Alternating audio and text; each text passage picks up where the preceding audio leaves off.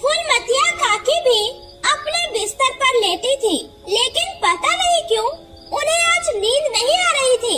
हे भगवान, अचानक से इतना मच्छर कहाँ से आ गया? ये मच्छर भी ना, ये सोने भी नहीं दे रहे। फूलमतिया काकी परेशान होकर करवटें बदल रही थी, तभी कोई उनके दरवाजे पर जोर से दस्तक देता है।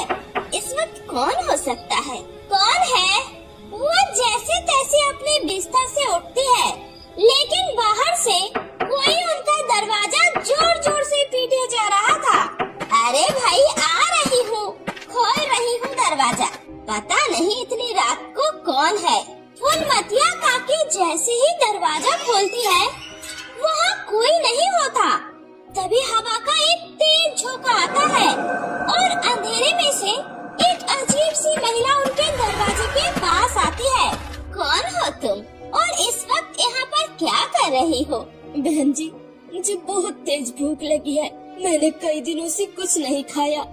मुझे आप एक सूखी रोटी और प्याज दे दीजिए, मैं यहाँ से चली जाऊंगी। आपकी बहुत मेहरबानी होगी, मेरी मदद कर दीजिए। ये सुनकर फूलमतिया काकी को तो गुस्सा बहुत आता है, लेकिन उनका दिल पसीज जाता है और वो कहती है, अच्छा ठीक है, तुम रुको, मैं अभी लेकर आती हूँ। उसके बाद काकी एक सूखी रोटी और प्याज लेकर बाहर आती है, लेकिन ये क्या, बाहर कोई नहीं होता है। अरे, अचानक से ये औरत कहाँ चली गई? अभी अभी तो यहीं पर थी, तुरंत में कहाँ चली गई? तुम बहुत अच्छी हो फूलमतिया। आज के बाद तुम्हारी सारी परेशानी खत्म हो जाएगी। अरे, ये कैसी आवाज है? कौन हो तुम? कौन है? कौन मेरे साथ इतनी रात को मजाक कर रहा है? लेकिन कोई जवाब नहीं आता। फूलमतिया काकी डर के मारे दरवाजा बंद करके सो जाती है। सुबह जब उनकी आंखें खुलती है, तो वो देखती है उनका घर राशन से अपने आप भर गया है। अरे, ये क्या? कल तक तो मेरी पूरी रसोई खाली थी, फिर अचानक से रसोई में इतना राशन कहाँ से आ गया? पता नहीं ये सब मेरे साथ कल से क्या हो रहा है।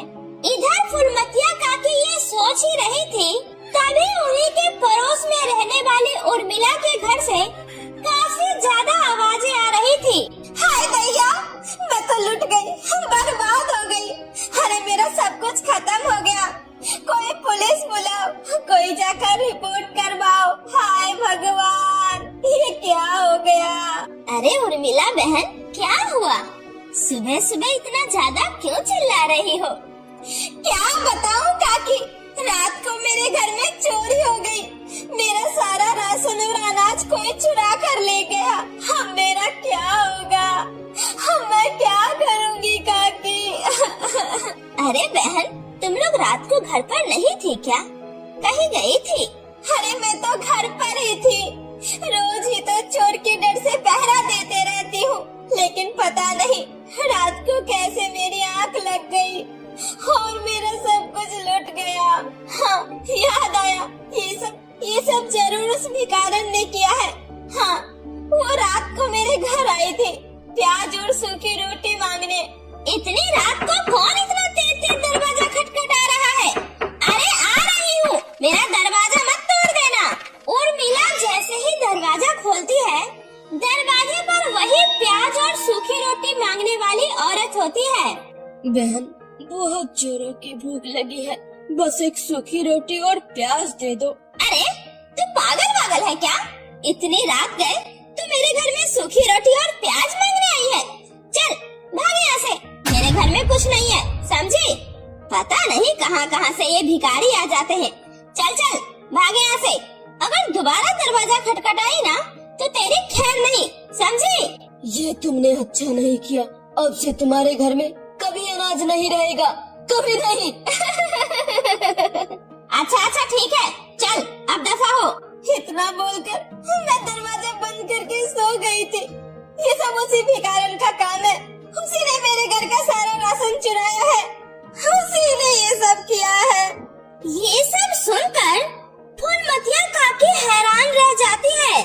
उनका दिल जोर जोर से धड़क रहा था।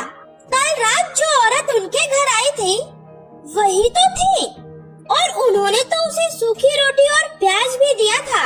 अब क्या होगा? क्या उनकी मौत आने वाली है या कुछ और? बहन, वो औरत, उसने कुछ और कहा था क्या? कोई निशान, कोई बात? नहीं काकी, बस वो हंसकर चली गई थी। इसका मतलब इस गांव में अब अनर्थ होने वाला है। वो लौट आई है, वो लौट आई है। तुम किसकी बात कर रही हो काकी? वही भूखी भिखारिन की। मेरी दादी ने मुझे बताया था, गांव में सालों पहले एक गरीब भिखारन आई थी। उस समय गांव में सूखा पड़ा था, जिस वजह से किसी ने उसकी कोई मदद नहीं की। उसने गांव के हर दरवाजे पर जाकर मदद मांगी थी, लेकिन उसे किसी घर से कुछ नहीं मिला और भूख के मारे तड़प तड़प कर उसकी मौत हो गई। शायद अब वो अपना बदला लेने के लिए इस गांव में लौट आई है। अरे फुलमतिया, ये तुम कैसी बातें कर रही हो?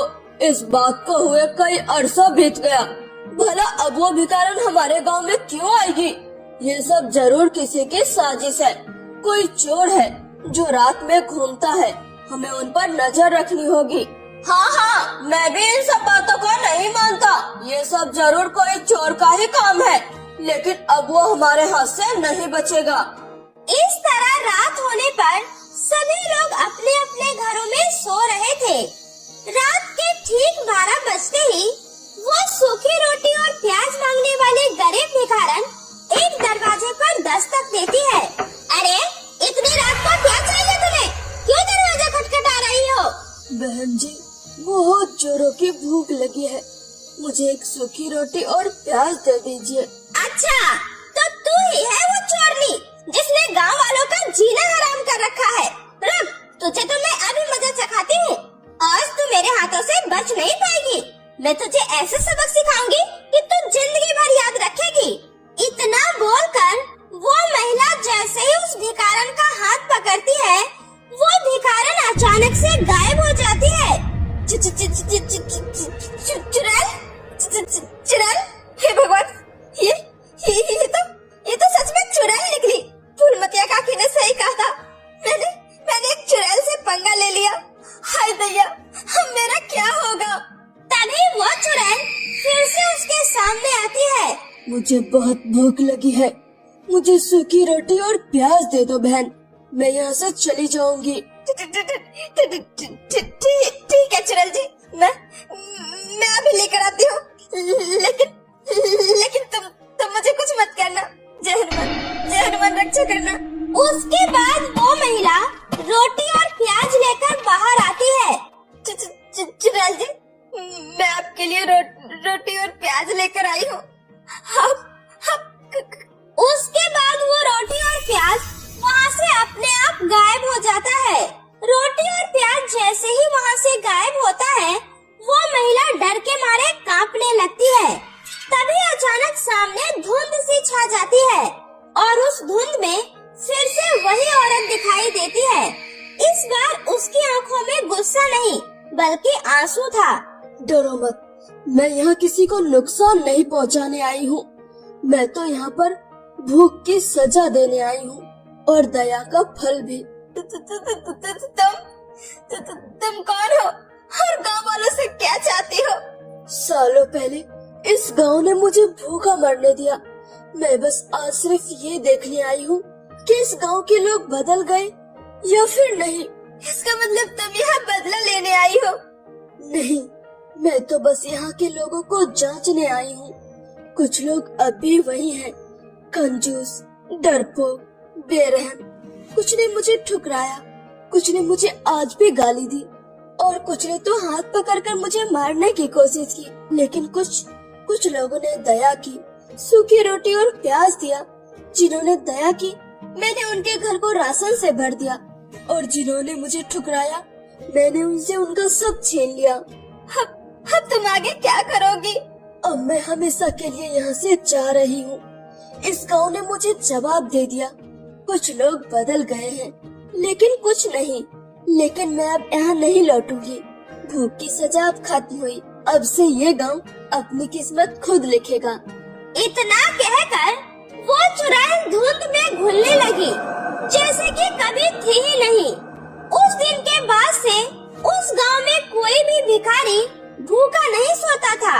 लोग एक दूसरे की मदद करने लगते हैं और सभी मिलजुल कर